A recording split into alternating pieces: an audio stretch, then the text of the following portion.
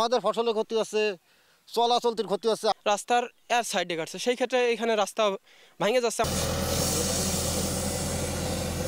রাতের আধারে এসকেভেটর দিয়ে মাটি কাটা হচ্ছে ফসলি জমি থেকে। কোথাও কোথাও সৃষ্টি করা হচ্ছে 8 থেকে 10 ফুট পর্যন্ত গভীর গর্ত।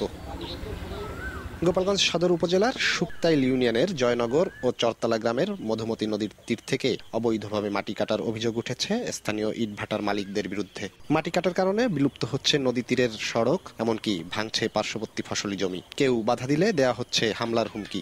বৃষ্টি শুরু হলে নদীর তীব্র ভাঙনের শঙ্কায় আশপাশের গ্রামের বাসিন্দারা। মাটি কাটি নিয়ে গেলে আর একখান জমি যদি ভেঙে যায়, সে জমি এলা কি খাবে? আমাদের ফসলের ক্ষতি হচ্ছে, চলাচলতির ক্ষতি হচ্ছে। আমরা এই জায়গায় যে আটতে পারি না। এই যে মাটি নেচে ধুলোতে ইটিতে ভালো জমিও নষ্ট আছে।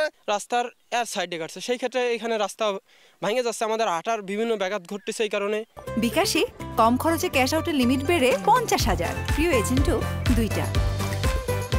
তদন্ত করে ব্যবস্থা নেওয়ার গতানুগতিক আশ্বাস পানি উন্নয়ন বোর্ডের। কেউ যদি অবৈধভাবে কেউ মাটি কেটে নিয়ে যায়, জেলা প্রশাসনের সহযোগিতায় আমরা তাদেরকে যে জরিমানা এবং উচ্ছেদের ব্যবস্থা করব। জয়নগর ও চরতলা গ্রামের প্রায় 2 কিলোমিটার এলাকা জুড়ে মাটি কেটে নেওয়া হচ্ছে পশ্চিম গোপালগঞ্জের 1/2 শতাধিক ইটভাটায়। জয়ন্ত শিরালী, সময় সংবাদ, গোপালগঞ্জ।